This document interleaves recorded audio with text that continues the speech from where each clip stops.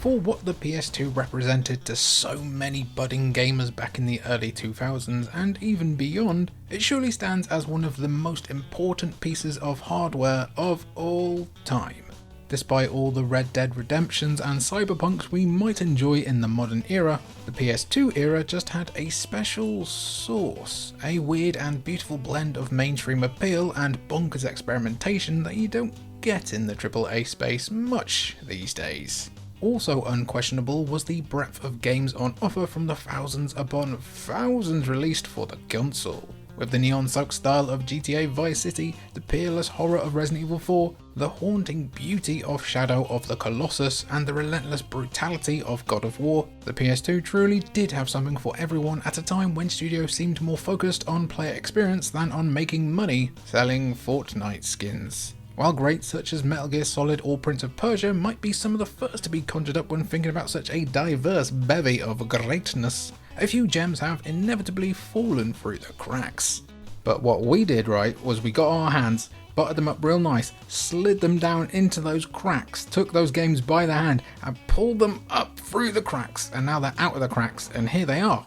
If you're sick of playing Pro Evolution Soccer 4 somehow and want something a bit off the beaten path, here are just some of our picks for hidden gems on the most iconic console of all time. Subscribe and comment your hidden pick down below and you could win a free Steam key.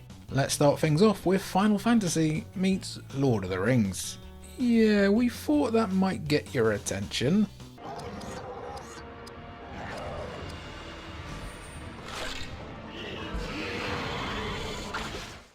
There have been dozens of Lord of the Rings games released over the years, so much so that it would be almost impossible to keep tracks on every game bearing the Tolkien brand seal of approval.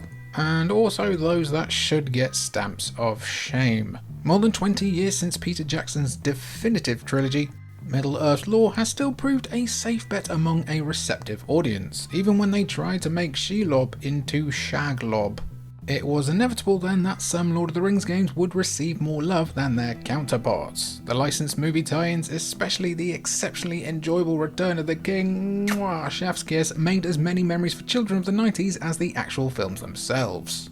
Meanwhile, Middle-earth Shadow of Mordor took what made Assassin's Creed so great and made you enter blood feuds with orcs called Steve the Wartful.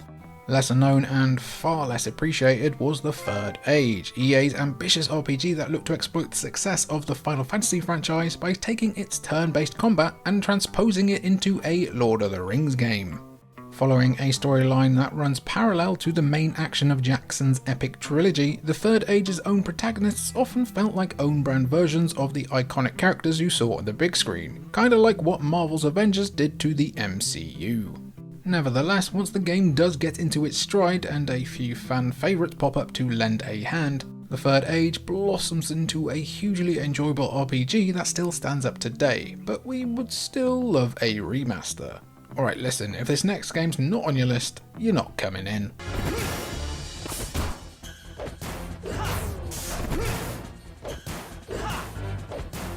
Yeah, that's right, the world's #1 defenders of the Bouncer have logged on to declare that the game is underrated. Actually, is it the best game ever made for the PS2? No, far from it. But as perhaps the earliest example of a beat-em-up on the PS2, the Bouncer was a bold first step into what was the future of gaming, and no one's first step is ever perfect. Hey, just go watch some of our earliest videos. Actually, you know what? Don't do that. Don't do it, you're forbidden from doing that. I've decided, don't do it. Anyway, the Bouncer story encouraged multiple playthroughs with all three characters, as each revealed new details and backstory about the whole game. Elsewhere, the graphics are still considered among the PS2's very best, while the game sported perhaps the goofiest ragdoll physics ever seen in a game not called Human Fall Flat. One strong kick and characters would fly around a level like they just launched themselves at the wall in the Spain level in Tony Hawk's Underground 2. Again, we gotta stress that the Bouncer is massively flawed, and those save points will make you want to bounce your console right out of the fucking window sometimes, but it's still entertaining and certainly underrated if you can jive with it. We welcome you into the Bouncer Hive when you are ready. As for the next game, listen, Michael Cera has good taste.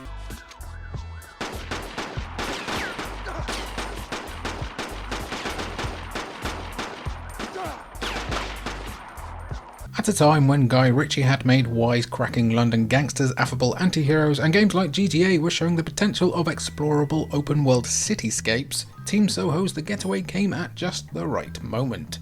A sort of flawed, messy mess of a game, The Getaway was actually one of the first to prove that the GTA format could really work outside of, GTA.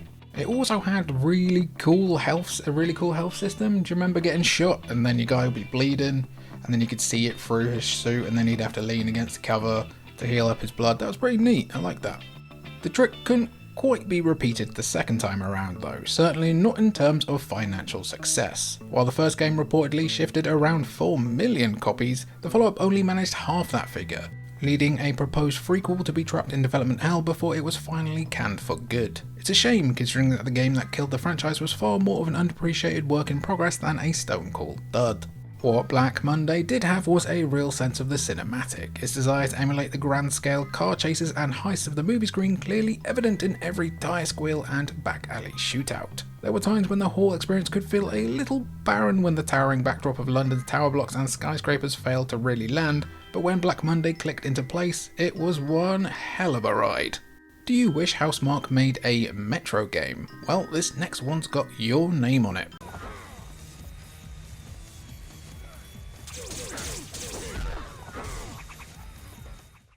Usually, video game tie-ins are related to a property that lots of people have heard of. In the case of Beverly Hills Cop on PS2, it was like the developers had heard of the IP in some kind of cheese dream, which is why the Red Star was an interesting choice to receive a PS2 game. Based on an obscure but still beloved comic book series from the 2000s, the Red Star video game featured the same characters and world as the comics, told through a shoot-'em-up style of gameplay that featured lots of enemies, massive bosses, and plenty of fun. While the excellent gameplay alone in the Red Star would make it worthy of an underrated games list inclusion, it very nearly didn't come out at all. The Red Star was due for release in 2004. With even press reviews circulating at the time, but before launch, developer and publisher Acclaim went busto. Excess Games would purchase the game's rights in 2005, but we still have to wait until 2007 to actually play the Red Star for ourselves. It's the story of the little game that could. Shame it couldn't come out a little earlier before the launch of the PS3 so people knew what it even was, but still. Don't let us get in the way of you playing this next underrated banger.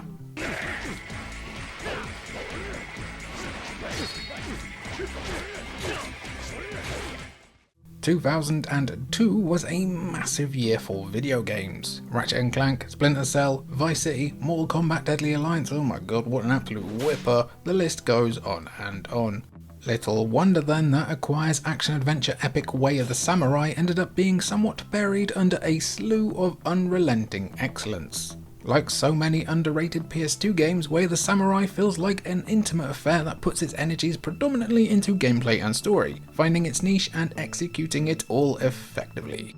In fact, the katana clanking combat is the best aspect of Acquire's samurai epic, allowing you to live out the ultimate fantasy of being a deadly ronin without the hassle of potentially losing a finger, limb, or head. And not the fun one. If you wanted Onimusha 2 to go more all in on its choices and relationships, this was the game for you. The most notable aspect of Way the Samurai was its innovative branching story mechanics, meaning the player's decisions at one point in the narrative would have drastic implications for how the story turned out in the end. Multiple endings and infinite player choice might be something we take for granted now, well, maybe in pretty much just Baldur's Gate 3, but not that many games were doing it way back in 2002, one of the last good years. Hey, 2003 was also a pretty good year because it saw the release of this next game.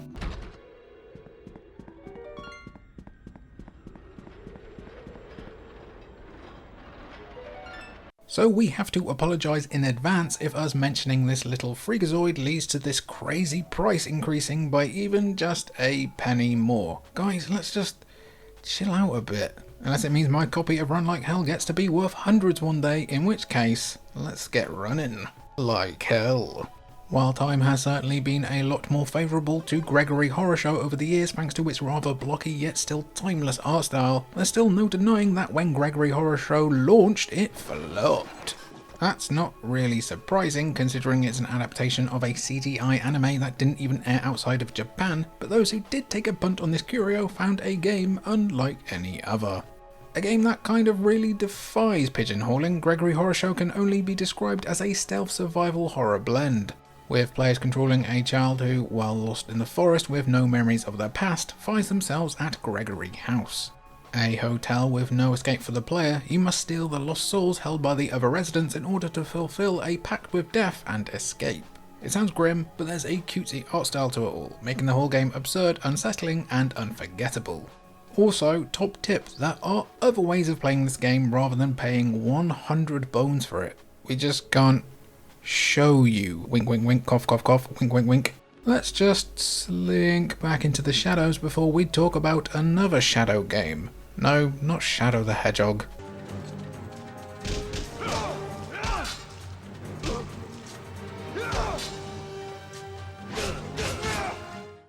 There haven't been many games that have felt quite as typical of the PS2 era than Capcom's Shadow of Rome. Somewhat riding on the back of the enduring popularity of Gladiator and the world's perpetual fascination with seeing burly men hack one another to bits in a large sandpit, Shadow of Rome follows the story of Agrippa, a Roman centurion condemned to that very fate when his father is accused of murdering Julius Caesar. I mean, to be fair, didn't a lot of people murder Julius Caesar at least a little bit back in the day? Shadow of Rome is a hell of a lot of chunky fun, a quality that perhaps more than any other the PlayStation 2 era offered in absolute heaps. With meaty, satisfying combat, endearingly clunky cutscenes and arcadey visuals that proudly proclaim your killer exploits, Juicy Tomato and Wrath of the Gods are two to look out for. Shadow of Rome practically revelled in the bloody reputation of gladiatorial combat. Sometimes the game does try to do a little too much, also including a couple of rather rudimentary stealth sections where you instead play as some underfed twink and some rather wonky chariot racing, but overall Capcom's vision more than shines through. Sadly, Shadow of Rome's poor sales meant that an intended sequel was ultimately repurposed as Dead Rising, giving the world one great franchise while depriving it of another. No, this is rad. I'll give it a shot.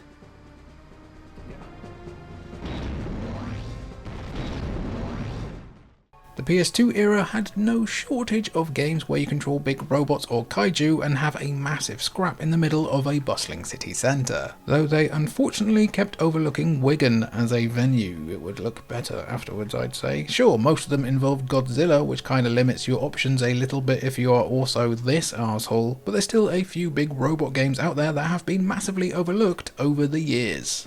One such game that boasts a gameplay mechanic that honestly should be considered for future games is RAD, Robot Alchemic Drive. Set on an Earth currently being invaded by aliens known as the Vulgara, you play as the person controlling the big robot fighting all these aliens.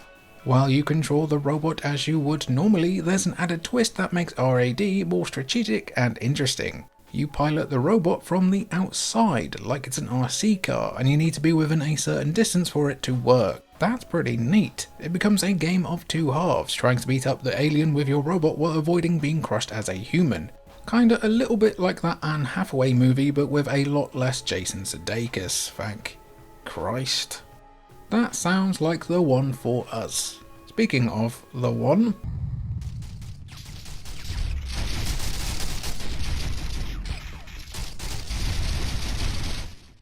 From one kaiju to another.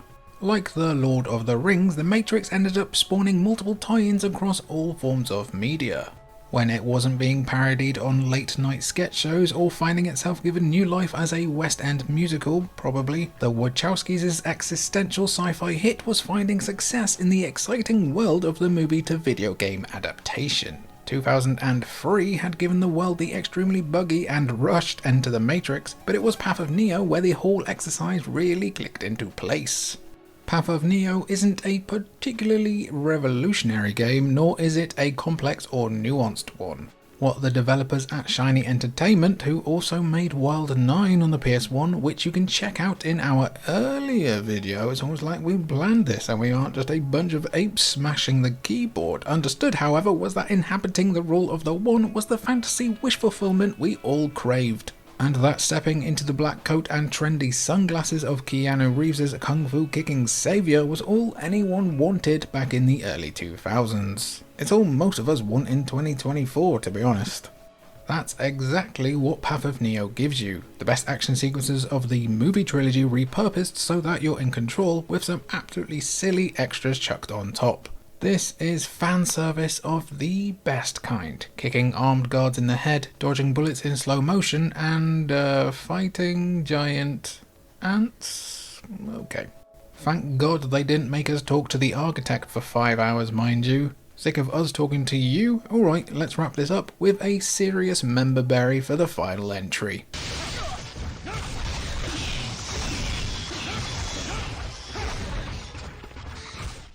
Capcom set their stall out early in the PS2's lifespan regarding their goal to conquer the character action genre, which didn't even have that name back then and just kinda went by hack and slash. Devil May Cry and Onimusha still stand as some of the biggest classics on the platform, but another character action game of theirs, Chaos Legion, doesn't earn as much love as its publisher stablemates. What's that? Project number 3? Wait for the GameCube Hidden Gems video. If you want to see that, let us know down below. While it's true that Chaos Legion isn't quite as complex or intense as other Capcom action games, it's still well worth checking out.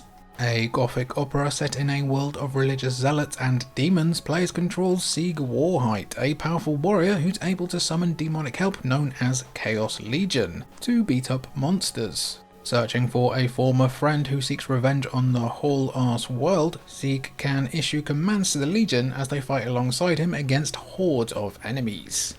If you've grown to love the Nintendo Switch exclusive Astral Chain from Platinum, which itself spun off from a bunch of talented devs who used to work underneath Capcom, Chaos Legion serves as an excellent precursor, which itself feels like an awesome time machine back to the glory days of the 6th generation.